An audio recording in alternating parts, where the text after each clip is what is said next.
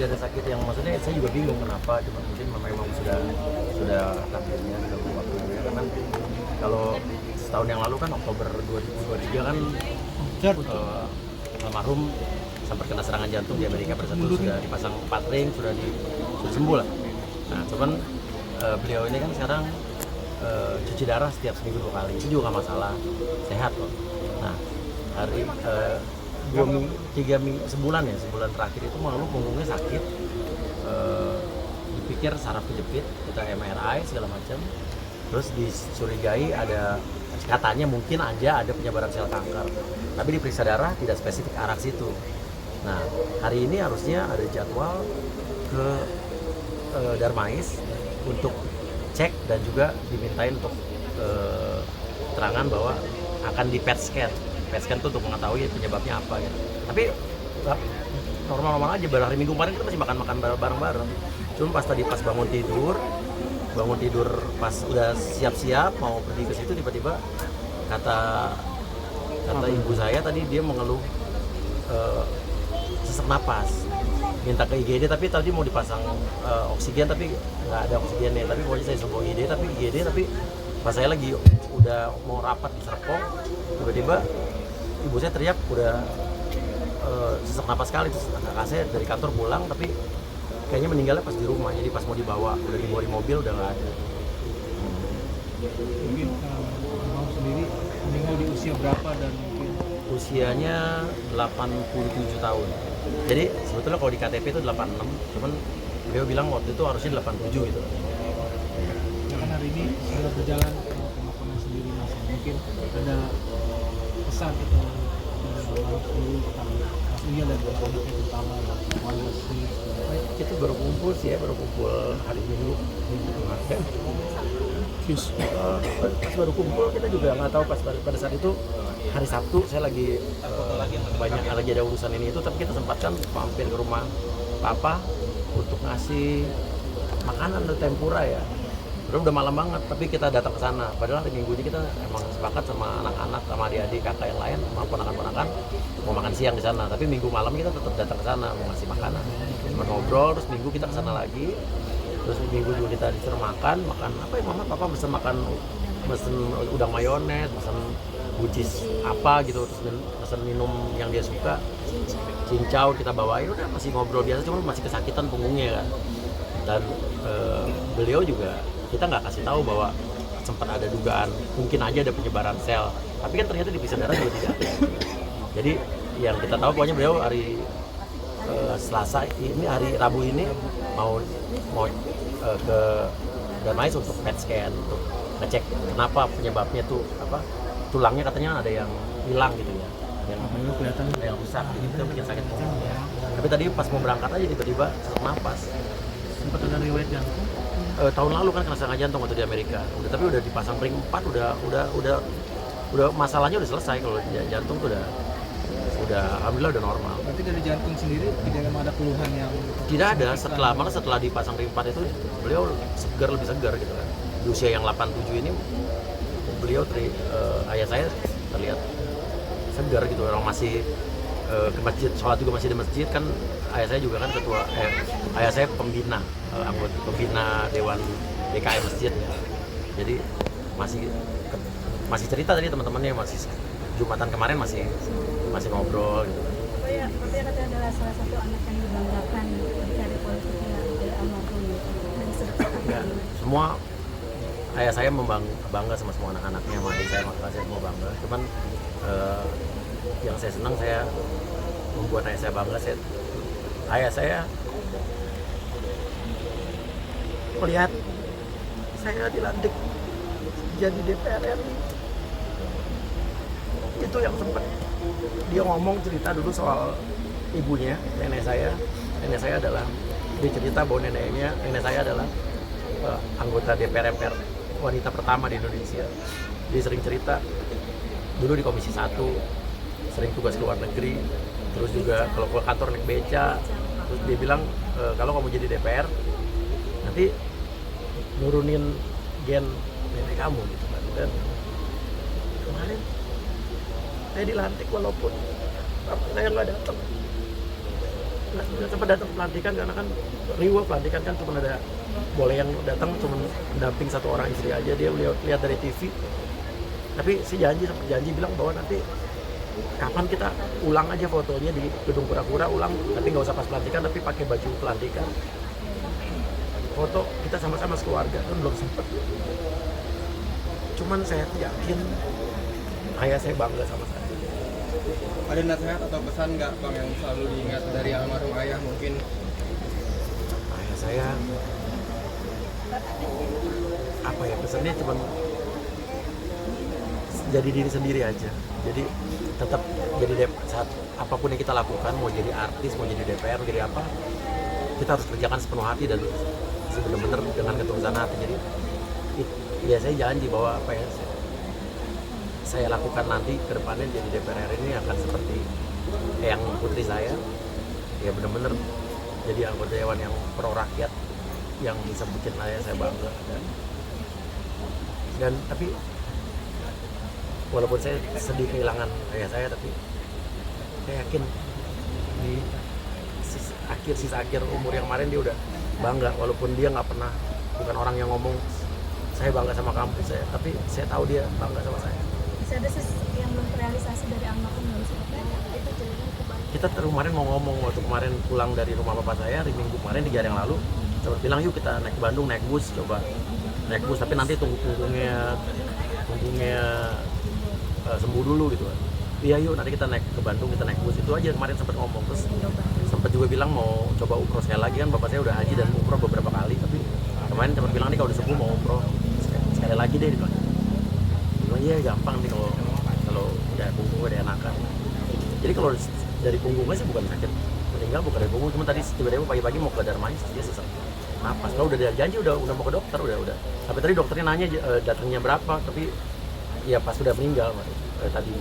Cinta Nino sempat video call tadi, Cinta dan Nino. Iya, Cinta Nino sempat video call, karena Cinta Nino nggak mungkin balik ke sini karena kan kita langsung tadi jam 10 meninggal dimakamin bapak saya hari ini. Dia tadi cuma video call aja, berapa kali video call. Pengen kesini tapi saya bilang nggak usah, kan mereka sampai sini juga nyampe baru 2 hari lagi gitu baru. Ya. Paling terakhir anak-anak minta pas yang itu video terakhir kalinya mereka pengen Video call. Jadi anak-anak tadi satu-satu video call lihat muka eyangnya sebelum kapan tutup semua, jadi yang mereka lihat satu-satu tadi video call eyang. Iya, dan waktu pulang sakit dari Amerika tahun lalu itu, kan sempat di apartemen saya tinggal sebulan, tapi ya saya nggak betah, pengennya pulang karena dia kan di rumahnya nanam pohon anggur. Jadi dia bilang dia masih senang berkebun, nyiramin anggur sampai anggurnya tumbuh, dia bilang. Jadi saya kan takut juga, khawatir karena dia cuma di rumah tinggal berdua sama ibu saya sama mbak. Tadinya malah nggak ada mbak, cuman akhirnya ada mbak. Dan tadi kan saya berlebih senang kalau dia tinggal di apartemen saya, tapi dia nggak bisa ninggalin pohon anggurnya. Melihat ibu sendiri gimana kita tadi kan sempat Apa? ibu Saya karena saya nggak tega tadi pas ibu saya telepon teriak-teriak itu pas saya lagi baru nyampe, ada rapat dengar pendapat sama BKSHP DPR RI. Pas saya baru masuk gedungnya, pas baru duduk teriak-teriak, habis itu kakak saya udah sana bawa ke rumah sakit, tapi 3 menit kemudian baru saya duduk dikabarin udah nggak ada. Jadi saya baru ikut rapat 5 menit kali tadi saya pergi lagi. Jadi mama juga tadi sempat nangis, gimana bapak nggak ada sih. Tadi kan kalau ke kamar lihat kasur gitu, mama bilang dari umur 17 tahun sama papa sampai sekarang itu mama tidur sama papa, mama tiap hari sama papa. Itu sih yang bikin kita Ya sekarang kita temenin anak-anaknya temenin dulu mama, terus kalau ya mama mau tinggal sama kita ya kita lebih senang gitu. mungkin sosok almarhum sendiri gimana, dia sendiri yang begitu terlihat tadi kan terpukul. Bapak saya orangnya punya prinsip tegas. Beliau dulu kerja di PT Bahana, itu di bawah Departemen Keuangan, lembaga pembiayaan. Saya ingat pada saat itu kalau nggak salah PT Bahana itu pecah, diambil alih oleh lembaga pemerintah, dan ayah saya ditawari untuk naik jadi jabatan tinggi di atas, direktur atas, tapi dia menolak karena dia bilang ada yang tidak sesuai dengan prinsip dia. Dan benar aja berapa tahun kemudian ayah saya memilih pensiun, dan pada saat itu kan Bahana kan ada Sujin siapa ya, itu kan Asis kan, buronan kan. Jadi ayah saya bilangnya dia punya prinsip, dan ayah saya juga bilang bahwa kamu kalau jadi apapun kamu harus punya prinsip dan jangan sampai mencederai nama baik keluarga, karena di keluarga kita semua tuh orang baik-baik. Jadi kalau kita mau melakukan hal-hal yang menyimpang itu, ingat bahwa kita dari keluarga baik-baik yang tidak punya nama buruk, tidak punya sejarah jelek dalam hal apapun. Beliau tuh orang yang sederhana ya. Dia dulu, ingat banget saya, walaupun dia dulu di kantornya jabatannya sudah apa ya, di bawahnya direktur persis ya, itu dia cuma punya mobil Toyota Corolla tahun 79, mobil tua, udah, padahal dia bisa beli yang lain. Dan ibaratnya, tapi itu sempat saya waktu pertama kali punya duit sendiri ya, dulu senang saya bisa beliin bapak saya mobil yang lebih mewah. Dan jadi itu saya ingat beliau orangnya sederhana, benar-benar sederhana, benar-benar nggak suka mewah-mewahan. Kadang-kadang dia kadang-kadang suka negur. Waktu saya zamannya flexing dulu, main sih pakai gitu-gitu. Udah saya udah juga enggak, udah 4 tahun terakhir udah enggak. Jadi sederhana, orangnya sangat sederhana dan humoris, menghibur di keluarga, di teman-teman DKM, pengurus masjid. Itu beliau tuh terkenal orang yang humoris dan bikin ketawa. Kalau ngumpul keluarga tuh ketawa, orang-orang mesti ketawa. Dan kita alhamdulillah sempat kemarin tanggal 5 Juli ulang tahun kemarin ke 87 sempat bikin acara ulang tahun besar buat seluruh keluarga sekaligus tasakuran kita. Dan beliau senang karena semua keluarganya yang dari luar kota, dari luar Jawa pun datang. Adiknya, semua saudara-saudaranya, kakaknya, semua ponakannya, semuanya sampai Cinta datang ke Indonesia, Cinta Lino dari Indonesia. Dan dia senang banget, dia bilang senang banget, dia bilang mau datang. Dan ya kita bersyukur kita di tahun ini dia senang banget. Pernah dibikin pesta ulang tahun kemarin, semua keluarga ngumpul, semua teman-teman kantornya juga ngumpul, teman-teman bekas kantornya ngumpul. Kalau saya paling awal-awal nikah itu sama Uya, biasanya kalau yang namanya pernikahan itu pasti tergantung. Beliau tuh orang yang paling setiap kali kalau kita berantem gitu, Papa kalau ngeliatin aku, dia selalu bilang ini, kenapa kamu bilang sama Papa? Nanti Papa marahin Uya, Papa tegur Uya, kamu jangan nangis. Sampai sekarang beliau tuh kayak, saya tuh nggak pernah ngomong ayah mertua, ibu mertua, karena beliau saya nggak selalu bilang ayah saya. Karena gitu nggak pernah anggap kita tuh kayak mantu, itu enggak, dia anaknya. Dan sampai sekarang dia tuh masih nonton berita tiap hari.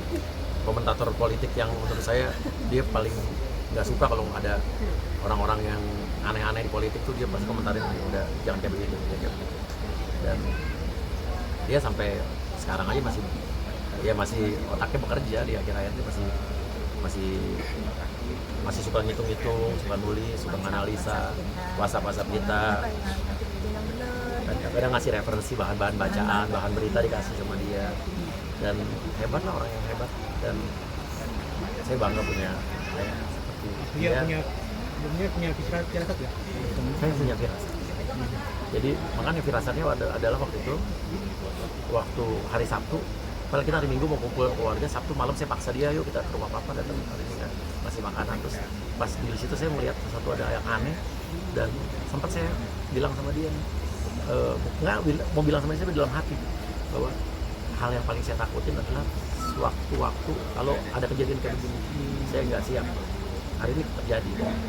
Dan kemarin waktu ayah saya bilang mau umroh lagi dong, nggak tahu saya bisa nggak ya gitu.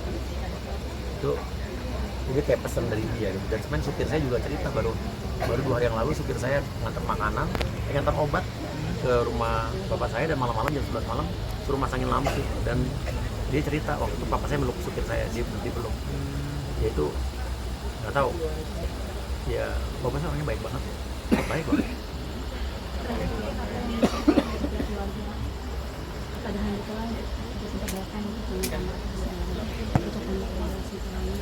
Ya, terima kasih buat orang-orang, teman-teman, saudara-saudara yang sudah datang hari ini, yang sudah mendoakan, sudah beri bunga, sudah di WhatsApp belum saya buka-buka ini karena belum sempat buka-buka WhatsApp. Terima kasih banyak dan mohon dimaafkan kalau ada kesalahan yang tidak sengaja atau tidak disadari oleh ayah saya, dan kalau ada masalah utang piutang segala macam kabarnya keluarga, tapi saya yakin tidak ada harusnya.